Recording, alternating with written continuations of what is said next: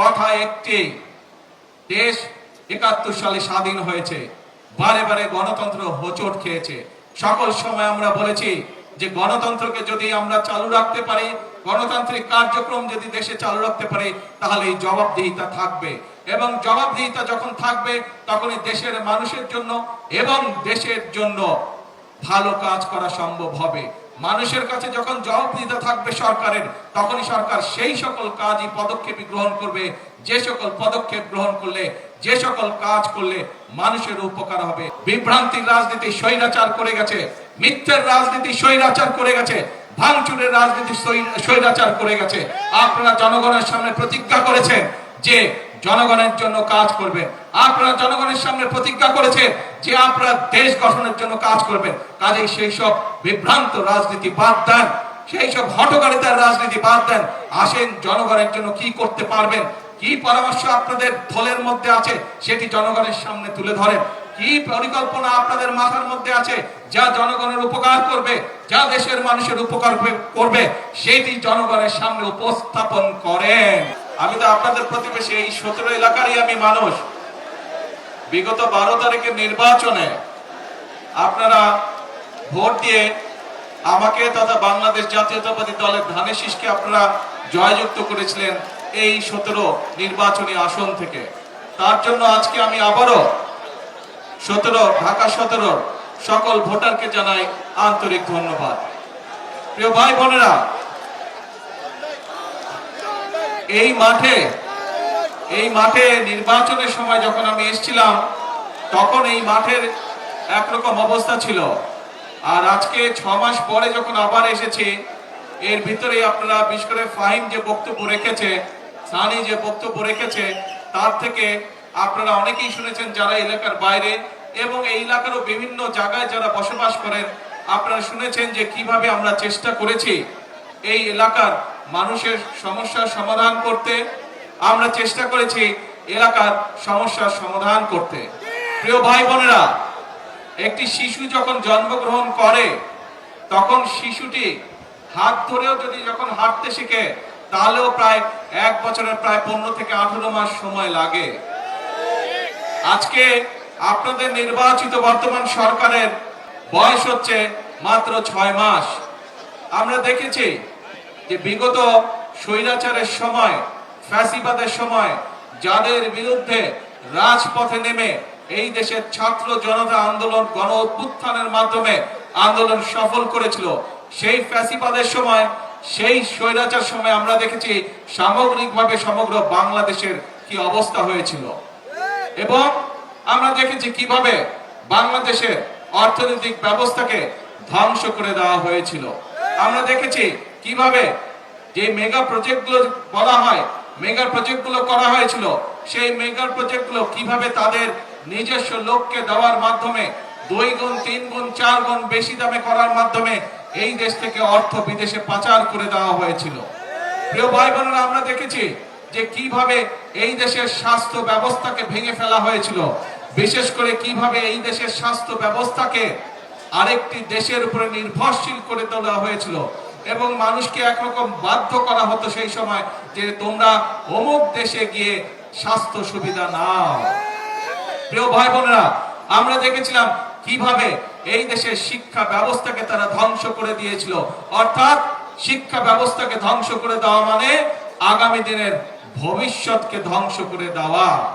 প্রিয় ভাই বোনেরা, আমরা দেখেছি কিভাবে এই দেশের কৃষক ভাইদের অবস্থা খারাপ করে কৃষির অবস্থাকে খারাপ করে দেওয়া হয়েছিল, কিভাবে কৃষি ব্যবস্থাকে ধীরে ধীরে ভেঙে দেওয়া হয়েছিল। প্রিয় ভাই বোনেরা, এই সকল কিছুর বিরুদ্ধে জনগণের আস্তে আস্তে জনগণ ফুঁসে উঠেছিল। এবং শুধু তাই নয়, আমরা দেখেছি গত ১৭ বছরের ফ্যাসিবাদের সময় মানুষের কথা বলার অধিকারকে সেদিন কেড়ে নেওয়া হয়েছিল।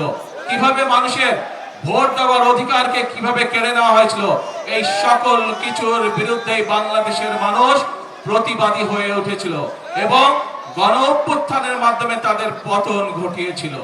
প্রিয় ভাই বোনেরা, গণ অভ্যুত্থানের পরে সমগ্র বাংলাদেশের মানুষ চেয়েছে তারা তাদের সিদ্ধান্ত মতন দেশের পরবর্তী সরকার গঠন করবে এবং ফেব্রুয়ারি মাসের নির্বাচনে বাংলাদেশের জনগণ তাদের পছন্দ মতন সরকারকে তারা বেছে নিয়েছে, তাদের পছন্দ মতন সরকার গঠন করেছিল। প্রিয় ভাই বোনেরা, আপনারা এই ঢাকা 17-র মানুষ এবং বাংলাদেশের 300 আসনের মধ্যে 215টি এলাকার মানুষ বাংলাদেশ জাতীয়তাবাদী দলের পক্ষে সিদ্ধান্ত দিয়েছিল। নির্বাচনের আগে আমরা বাংলাদেশের মানুষের কাছে 31 দফা উপস্থাপন করেছিলাম। যে 31 দফার ভিতরে আমরা বলেছিলাম যে আমরা কিভাবে বাংলাদেশের অর্থনৈতিক ব্যবস্থাকে গড়ে তুলতে চাই। 31 দফার মধ্যে আমরা বলেছিলাম যে আমরা কিভাবে বাংলাদেশের স্বাস্থ্য ব্যবস্থাকে গড়ে তুলতে চাই দেশের জনগণের স্বাস্থ্য সুবিধার জন্য। আমরা 31 দফার মধ্যে বলেছিলাম যে বাংলাদেশের শিক্ষা ব্যবস্থাকে কিভাবে আমরা ধীরে ধীরে গড়ে তুলতে চাই।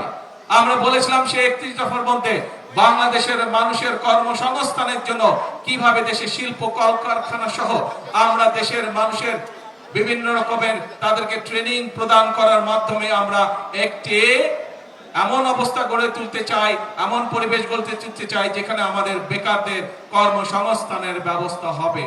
প্রিয় ভাই বোনেরা, আমরা বলেছিলাম এই দেশের কৃষিকে আমরা কৃষকদের পাশে দাঁড়াতে চাই। আমরা বলেছিলাম 31 দফার মধ্যে যে আমরা বাংলাদেশের অর্ধেক জনগোষ্ঠী হচ্ছে নারী, সেই নারীদেরকে অর্থনৈতিকভাবে স্বাবলম্বী করার জন্য আমরা তাদের পাশে দাঁড়াতে যাই। এবং প্রিয় ভাই বোনেরা, নির্বাচনের পরবর্তীতে আপনারা দেখেছেন এই সেই মাঠ, যে মাঠ থেকে আমরা এই সেই কড়াইলবাসী, এই সেই কড়াইল এলাকা যেখান থেকে আমরা আমাদের দেওয়া প্রতিশ্রুতির প্রথমটি আমরা শুরু করেছিলাম, এই সেই মাঠ। অর্থাৎ আমরা যে বাংলাদেশের মানুষকে বলেছিলাম, বাংলাদেশের মা বোনদেরকে আমরা বলেছিলাম যে আমরা ফ্যামিলি কার্ড দেব, সেই ফ্যামিলি কার্ডের সবচেয়ে প্রথম কার্যক্রম এই সেই মাঠ যেখান থেকে আমরা শুরু করেছিলাম।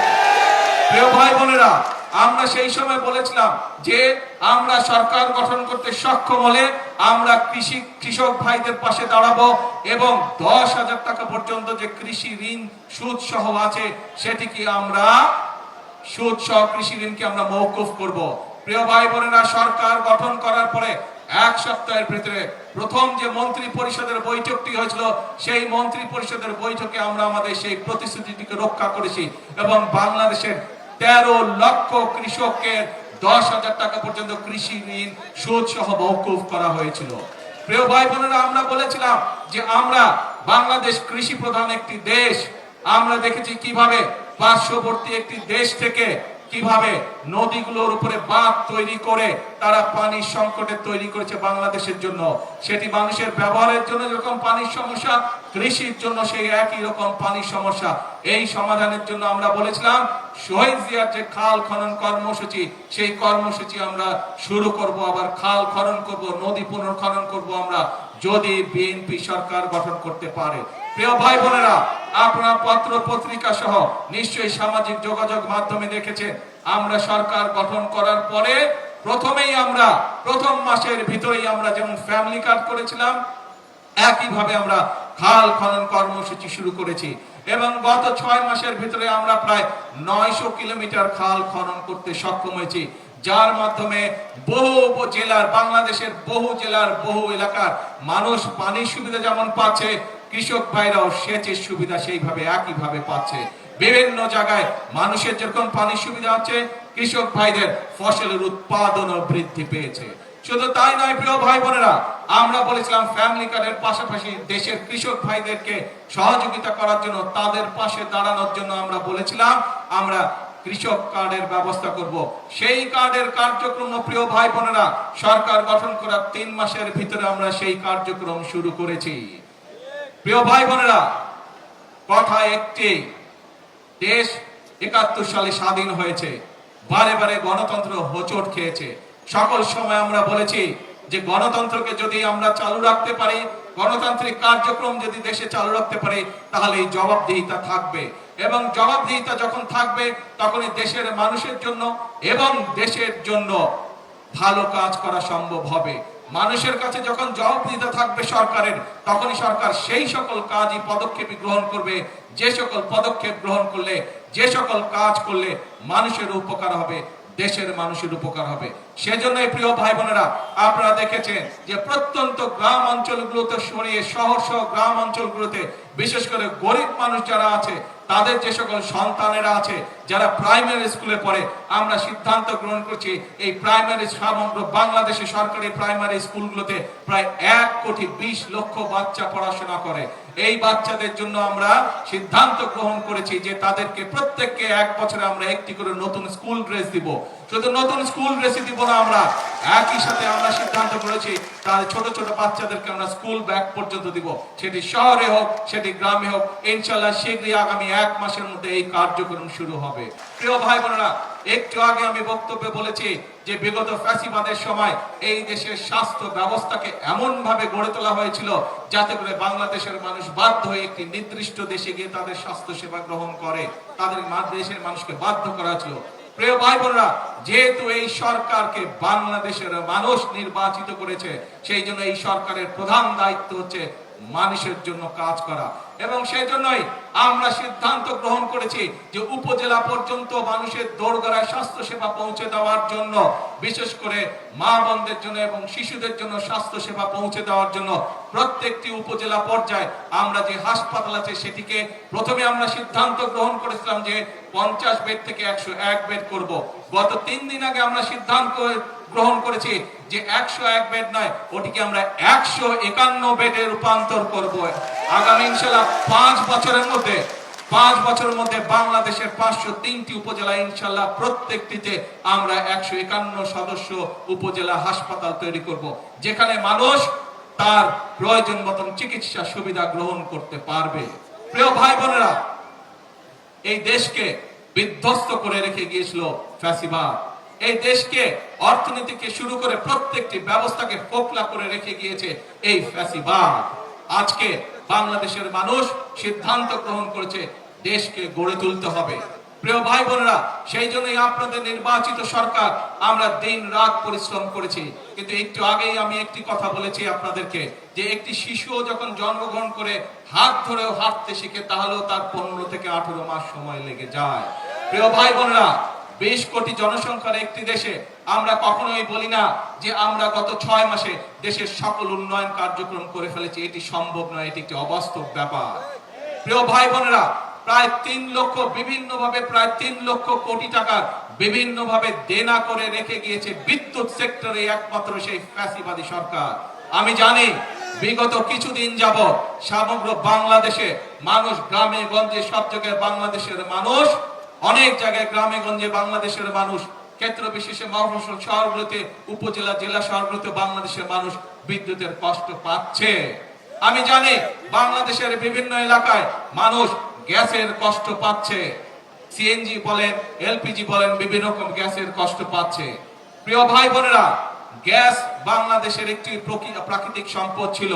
বিগত 17 বছর বাংলাদেশের নিজস্ব যে প্রাকৃতিক সম্পদ, যে গ্যাস কূপগুলো ছিল, স্বৈরাচাররা একটি গ্যাস কূপ নতুন করে তারা খনন করেনি বা করতে দেয় নাই সরকারি সংস্থা যেটি আছে, বরং তারা এই পুরো সেক্টরটিকে বিদেশিদের হাতে ছেড়ে দিয়েছিল।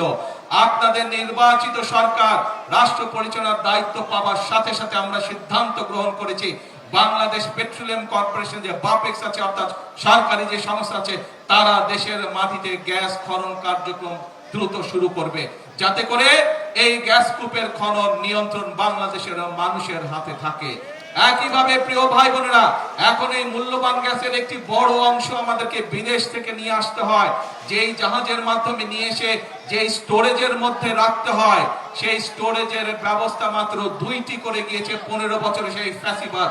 তাও তারা এমন ভাবে করে গিয়েছে যাতে তাদের লোকজন সেই সুবিধা পায়। বিগত অন্তর্বর্তীকালীন সরকারের সময় একটি ব্যবস্থা নেওয়া হয়েছিল আরেকটি জাহাজের, কিন্তু অন্তর্বর্তীকালীন সরকার সেটিকে ক্যান্সেল করে দিয়ে গিয়েছে, যার ফলে আজকে দুইটি জাহাজের একটিতে হঠাৎ করে দুর্ঘটনা ঘটে যাওয়ার কারণে আজকে গ্যাসের এই সমস্যা দেখা দিয়েছে। আমরা এর মধ্যে এই কারিগরি ত্রুটি সারানো হয়েছে। আমি আশা করি ইনশাআল্লাহ আল্লাহর রহমত থাকলে আগামী কয়েকদিনের মধ্যে এই সমস্যা অনেকাংশে গ্যাসের সমস্যা কমে আসবে। প্রিয় ভাই বোনেরা, সমগ্র বাংলাদেশের মানুষ যে বিদ্যুতের কষ্ট পাচ্ছেন, আমি আন্তরিকভাবে তার জন্য দুঃখ প্রকাশ করছি। কিন্তু এই সরকার আপনাদের সরকার, এবং আমরা কাজ করছি যত দ্রুত সম্ভব মানুষকে এই কষ্টের হাত থেকে রক্ষা করার জন্য।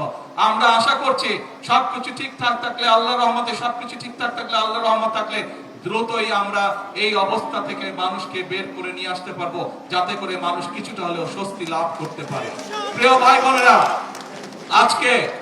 আজকে আমরা দেখছি ফ্যাসিবাদের সময় যেরকম আমরা দেখেছিলাম, যখন আপনাদের এখানকার আরেক প্রার্থী, আপনাদের এই এলাকা থেকে নির্বাচিত আরেক প্রধানমন্ত্রী দেশনেত্রী বেগম খালেদা জিয়া কে আপনারা 91 সালে নির্বাচিত করেছিলেন। উনি যখন 91 সালে দেশ পরিচালনার দায়িত্ব পেয়েছিল, তখন দেশ পরিচালনার দায়িত্ব পাওয়ার পরে আমরা দেখেছি যেই ফ্যাসিবাদকে এই দেশের মানুষ এই দেশ থেকে বিতাড়িত করে দিয়েছে, সেই ফ্যাসিবাদ বলেছিল 1 মিনিটের জন্য বিএনপি সরকারকে শান্তিতে থাকতে দেব না, সেই 91 সালে বলেছিল। এবং তারা বিভিন্ন অরাজকতা সৃষ্টি করে সেদিন চেষ্টা করেছিল সরকারকে ব্যর্থ করে দেওয়ার জন্য, কিন্তু 91 সালেও বাংলাদেশের মানুষের সমর্থন ছিল বিএনপি। প্রিয় ভাই বোনেরা, একই রকম আওয়াজ ইদানিং আবার আরো কিছু রাজনৈতিক দলের কাছ থেকে শোনা যাচ্ছে, সেই শব্দ পাওয়া যাচ্ছে।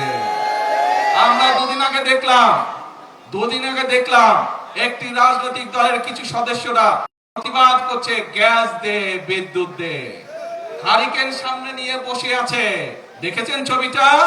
হারিকেন সামনে, পিছনে কিন্তু এরকম ফ্যান চলছে, তাদের পিছনে ফ্যানের বাতাস খাচ্ছে, আর সামনে বলছে বিদ্যুৎ চাই, বিদ্যুৎ চাই। এই হচ্ছে তাদের হঠকারিতা। ছবিটা ভালো করে দেখেন, পিছনে ফ্যান ঘুরছে, ফ্যানের বাতাস খাচ্ছে, আর এইদিকে কেরোসিনবিহীন হারিকেন নিয়ে বলছে যে বিদ্যুৎ দে, বিদ্যুৎ দে।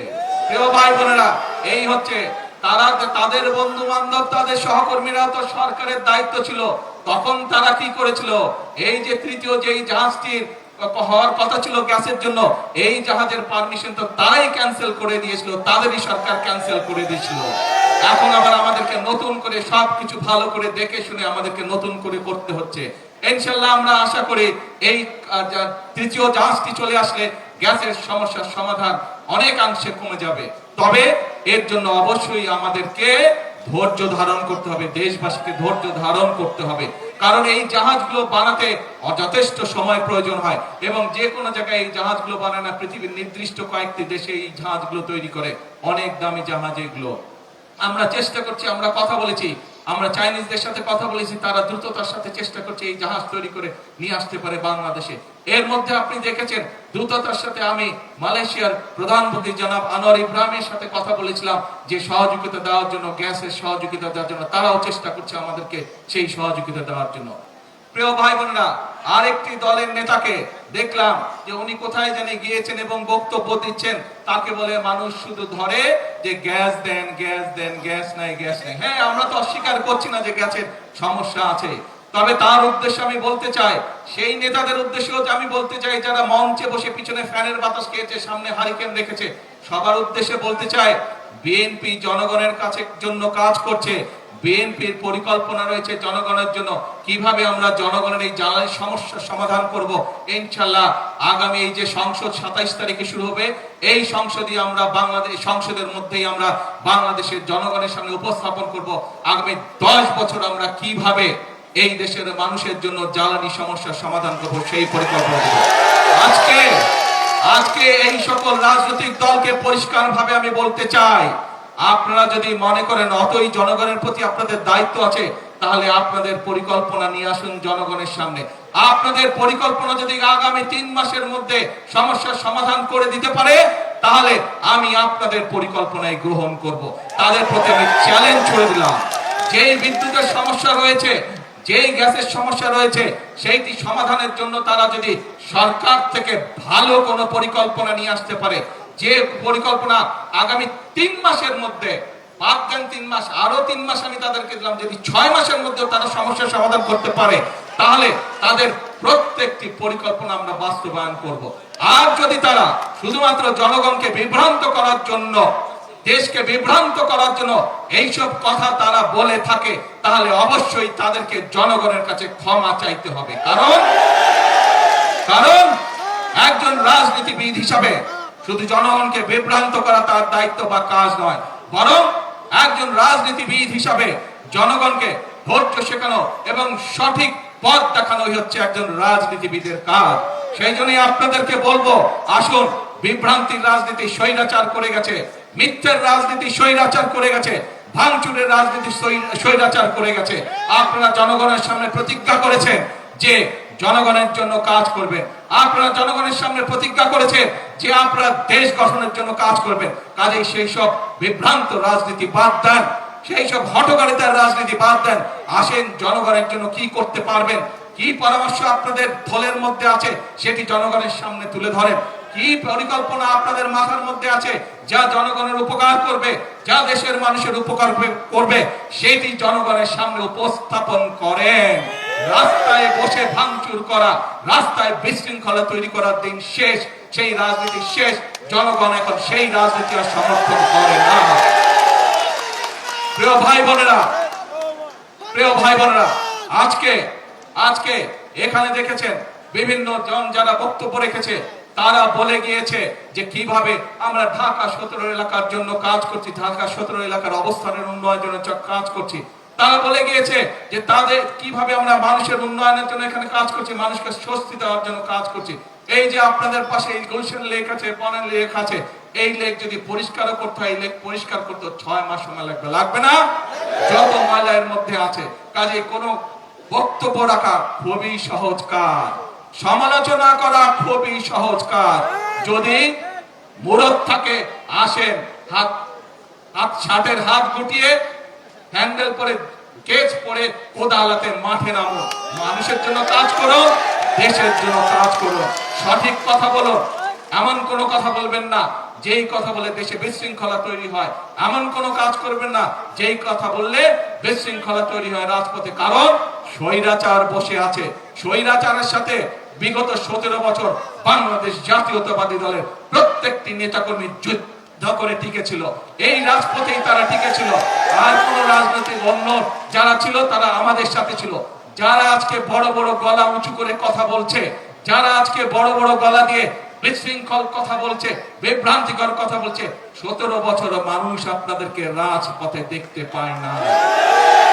এখনো রয়ে গেছে পত্রিকাগুলো, বিগত 17 বছর পত্রিকাগুলো রয়ে গেছে। বের করুন পত্রিকাগুলো, পত্রিকার পাতায় এখনো ছবি আছে কিভাবে আমার দলের, বাংলাদেশ জাতীয়তাবাদী দলের বিএনপির নেতা কর্মীরা কিভাবে অত্যাচারিত হয়েছে, কিভাবে নির্যাতিত হয়েছে, কিভাবে গুনগুনের শিকার হয়েছে, কিভাবে কারাবরণ করেছে, কি বক্তব্য তারা দিয়েছে, সেই সবগুলো এখনো পত্রিকার পাতায় রয়ে গেছে কম বেশি।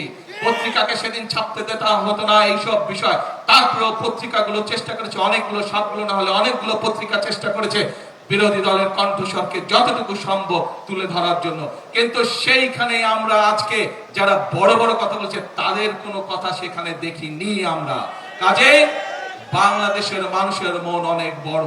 ভুল অতীতে করেছেন, 71 সালে ভুল করেছেন, 86 সালে ভুল করেছেন, 96 সালে ভুল করেছেন, 2026 সালে এসেও মানুষকে বিভ্রান্তি করে কি কি সব টিকিট মিকিট বিক্রি করেছেন। আসেন, এইসব বিভ্রান্তির রাজনীতি থেকে বেরিয়ে আসুন, এইসব মিথ্যা রাজনীতি থেকে বেরিয়ে আসুন, এইসব উস্কানি দেওয়ার রাজনীতি থেকে বেরিয়ে আসুন। সত্যিকার ভাবে জনগণের কাজ হতে পারে, সত্যিকার ভাবে দেশ এগিয়ে যেতে পারে, এইরকম যদি কোনো পরিকল্পনা আপনাদের কাছে থাকে, এরকম যদি কোনো চিন্তা ভাবনা আপনাদের কাছে থাকে, উপরে টেবিলে উপস্থাপন করুন, সংসদে উপস্থাপন করুন, জনগণের সামনে উপস্থাপন করুন। সেই পরিকল্পনা যদি ভালো হয়, সেই পরিকল্পনা যদি বাস্তবসম্মত হয়, সেই পরিকল্পনা যদি দেশ এবং দেশের মানুষের উপকার করে, অবশ্যই আমরা সেই পরিকল্পনা অনুযায়ী কাজ করব ইনশাআল্লাহ।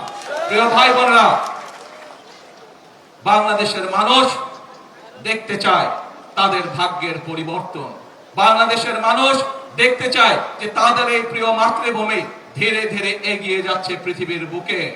সেই জন্য যদি এগিয়ে যেতে হয়, বাংলাদেশের মানুষের ভাগ্যের পরিবর্তন করতে হয়, তাহলে এই যে 20 কোটি মানুষ, 20 কোটি মানুষের যে 40 কোটি হাত, সেই হাতকে কর্মীর হাতে রূপান্তরিত করতে হবে, সেই হাতকে শ্রমিকের হাতে রূপান্তরিত করতে হবে। প্রিয় ভাই বোনেরা, আজ আমি কে পেলাম সেটি বড় কথা নয়, আমি এই দেশ এবং এই দেশের মানুষের জন্য কি দিতে পারলাম সেটি হচ্ছে বড় কথা। আমি এই দেশ এবং দেশের মানুষের জন্য কি করতে পারলাম সেটাই হচ্ছে আজকে বড় কথা। আসুন, এই কথাটাকে মনে ধারণ করে এই কথাটির উপরে শপথ গ্রহণ করে, এই কথাটির উপরে প্রতিজ্ঞা করে আজকে আমরা দেশনেত্রী বেগম খালেদা জিয়ার জন্য আল্লাহর দরবারে হাত তুলে দোয়া করি। যে পথ দেশ গঠনের, যে পথ আমাদেরকে শহীদ জিয়া দেখিয়ে গিয়েছেন, যে পথে আমাদেরকে দেশনেত্রী খালেদা জিয়া নিয়ে গিয়েছেন যখন দেশ পরিচালনার দায়িত্ব ছিলেন, আমরা সেই পথে বাংলাদেশের জনগণকে ধাবিত করতে চাই, আমরা সেই পথে বাংলাদেশকে এগিয়ে নিয়ে যেতে চাই। এই হোক আজকে দেশনেত্রী বেগম খালেদা জিয়ার ৮২তম জন্মদিনের শপথ, এই হোক আজকের এই দিনে আমাদের প্রতিজ্ঞা। এই প্রতিজ্ঞা রেখে, এই শপথের প্রত্যাশা করে আমার বক্তব্য শেষ করছি। আল্লাহ হাফেজ। বাংলাদেশ জিন্দাবাদ, বাংলাদেশ জাতীয়তাবাদী দল জিন্দাবাদ।